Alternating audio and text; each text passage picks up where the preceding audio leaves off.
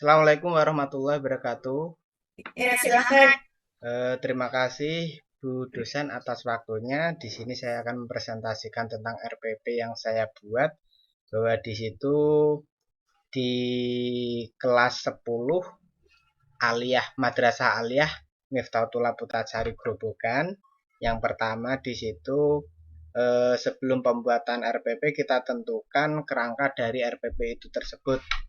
Nah, kerangka tersebut yang pertama ada tujuan pembelajaran, terus ada kompetensi dasar dan IPK, ada materi pembelajaran, yang D metode pembelajaran, yang E media pembelajaran, yang F sumber belajar, yang G ada langkah-langkah kegiatan pembelajaran, terus ada penilaian, remedial dan pengayaan.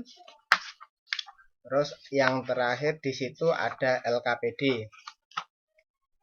Nah, di sini untuk materi yang saya ajukan di situ materi kurban, dikarenakan bahwa bab terakhir di kelas 10 Madrasah Aliyah Miftahullah di situ mengenai materi kurban dan akikah.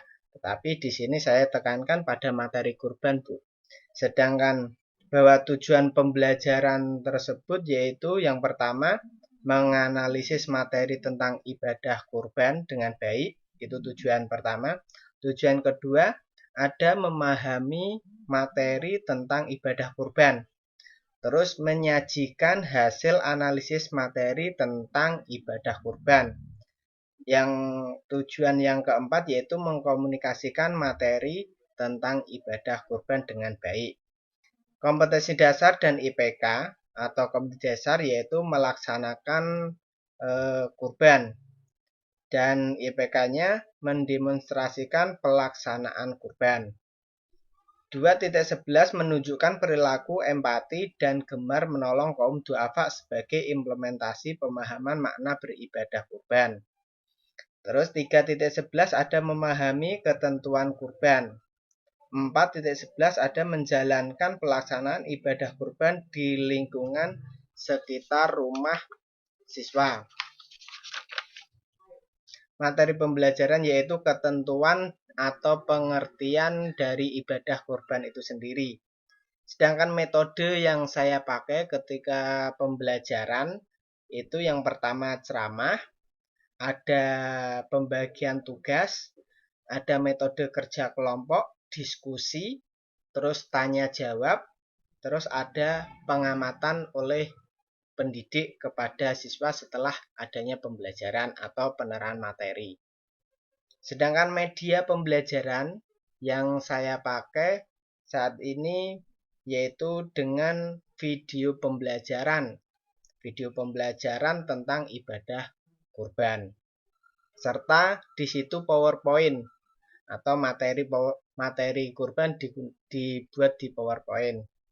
Terus alat yang kita pakai yang pertama yaitu ada laptop atau komputer, terus ada LCD proyektor, dan di situ juga ada internet. Biasanya anak-anak bisa menonton atau video yang sudah saya upload di YouTube, Bu. Sedangkan bahan yaitu adanya lembar aktivitas siswa juga ada. Sumber belajar yaitu tadi seperti internet, buku paket fikih kelas 10, terus buku-buku yang relevan atau materi yang diajarkan, ada Al-Quran dan terjemahan. Itu sumber belajar yang saya pakai untuk mengajar kelas 10 di materi kurban.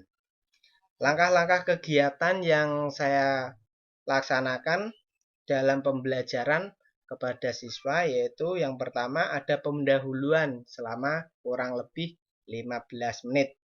Nah, pendahuluan di sini biasanya saya isi adanya pembukaan bahwa saya salam terhadap anak-anak atau menyapa kepada anak-anak atau untuk merefreshing untuk kegiatan pembelajaran kemarin supaya anak-anak tidak lupa materi yang sudah diajarkan pada minggu kemarin. Terus yang kedua ada berdoa bersama. Terus guru memulai pembelajaran setelah selesai pembukaan atau pendahuluan tersebut kurang lebih selama 50 menit atau kegiatan intinya selama 50 menit. Kegiatan inti tersebut meliputi adanya ceramah, pembagian tugas, kerja kelompok, diskusi, tanya jawab antar siswa dan guru, terus pengamatan guru terhadap pelaksanaan pendidikan waktu tersebut. Setelah selesai waktu kegiatan inti, ada kegiatan penutup kurang lebih selama 15 menit. Yang pertama, guru memberikan penguatan materi tentang tata cara penyembelihan hewan atau pengertian dari kurban.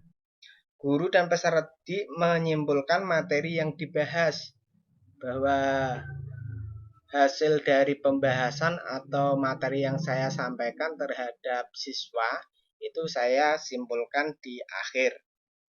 Guru melakukan post-test bahwa di situ menunjukkan keberhasilan dari materi yang disampaikan oleh Bapak Ibu guru atau saya sampaikan kepada siswa.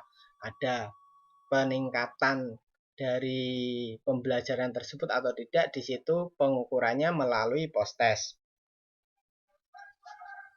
Guru memberikan reward kepada kelompok yang di situ hasil kerja diskusinya yang sangat baik. Tapi guru juga memberikan punishment terhadap siswa yang di situ tidak mengerjakan atau bahkan tidak memiliki hasil kerja atau hasil diskusi kelompok. Punishment berikut yang saya berikan terhadap siswa biasanya seperti remedial atau diberikan soal tambahan untuk menunjang nilai atau keberhasilan dari hasil pembelajaran tersebut. Mungkin itu yang saya sampaikan tentang RPP saya, Bu.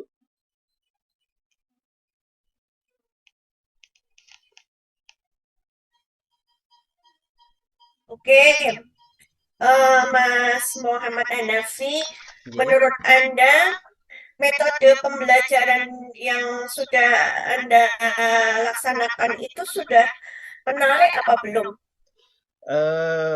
Menurut saya sudah menarik, Bu, karena saya dari pertama kali mengajar dulu S1 pembuatan skripsinya juga PTK. Alhamdulillah di situ kita juga menggunakan kerja kelompok karena di situ sangat menarik bagi siswa kelas 10 atau setingkat madrasah aliyah karena di situ ada hubungan interaktif antar teman-teman. Seandainya ketika pembelajaran tersebut hanya menggunakan metode ceramah, itu menurut anak-anak kurang aktif. Tapi kalau menggunakan metode kerja kelompok, itu ada interaktif antar siswa dan antar guru juga. Maksudnya kan menarik tidaknya itu kan dilihat dari antusiasme siswanya ya. Kalau kita kan memang menganggap apa yang sudah kita lakukan itu ya menarik ya. Tapi bagus tadi dari antusiasmenya sudah meningkat. Terus inovasi yang Anda lakukan dalam pembelajaran ini? Inovasi yang saya lakukan di situ bahwa pembelajaran di situ menggunakan seperti halnya materi tersebut kita buat PowerPoint, kita buat video. Hal itu bisa menarik perhatian siswa bahwa siswa tersebut memiliki rasa pingin tahu, Bu. Kalau kita membuat pembelajaran atau materi pembelajaran tersebut lebih menarik seperti itu, Bu. Terus tadi sudah menggunakan reward and punishment ya.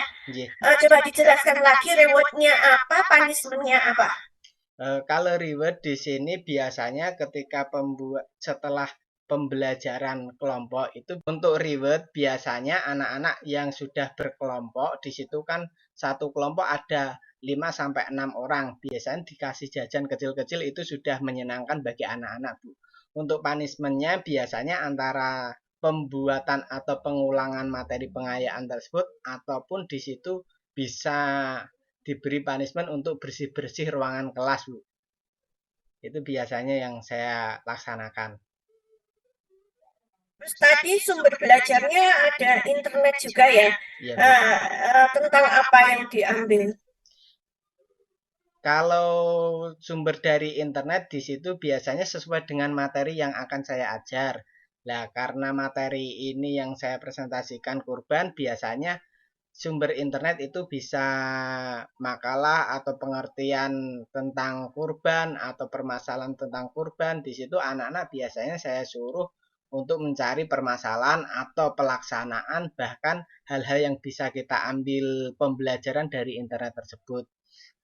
Anak-anak menggunakan internet itu tidak hanya untuk video, bahkan untuk pengertian, untuk IG, untuk Facebook. Di situ juga banyak sekali pembelajaran, Bu, yang bisa diambil atau diambil hikmah untuk pembelajaran oleh anak-anak. Karena internet itu menurut saya sangat luas sekali. Bisa menonton video, bisa menonton permasalahan di daerah satu dengan daerah lain, pembedaan seperti itu, Bu. Oke, kemudian untuk model-model pembelajaran yang sudah diterapkan apa saja? Model pembelajaran yang saya terapkan biasanya praktikum. Praktikum artinya ketika kita melaksanakan seperti halnya kemarin haji, kita melaksanakan coba untuk tawaf, coba untuk mempraktekkan hal-hal kecil itu, Bu. Praktikum yang menggunakan alat sederhana ataupun alat seadanya di sekolah tersebut yang bisa kita buat untuk praktikum. Oke, kemudian untuk apa? Meningkatkan kreativitas siswa apa yang dilakukan? Untuk meningkatkan kreativitas siswa bahwa di situ kita melihat permasalahan atau tujuan dari pembelajaran tersebut. Ketika ada masalah, contoh saja ketika di materi tentang kurban, di kampung mereka banyak sekali yang bertanya-tanya anak-anak itu, Pak, bagaimana kalau kita berkurban dengan hewan betina? Contohnya kambing betina atau sapi betina. Nah, itu kita kaji karena di situ memang pembelajaran tersebut meningkatkan atau menyuruh anak itu tersebut untuk berpikir secara luas. Kenapa tidak menggunakan hewan jantan? Di situ kan didalilkan juga ada bahwa di situ tidak ditekankan harus menggunakan hewan jantan, yang tidak diperbolehkan ketika berkurban itu kan hewan yang kurang umur dan memiliki penyakit, kurang sehat ataupun hewan kurus. Gitu, Bu.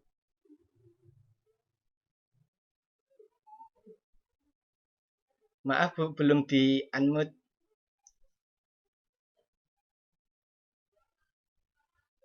Oke, saya rasa cukup ya Mas Hanafi ya.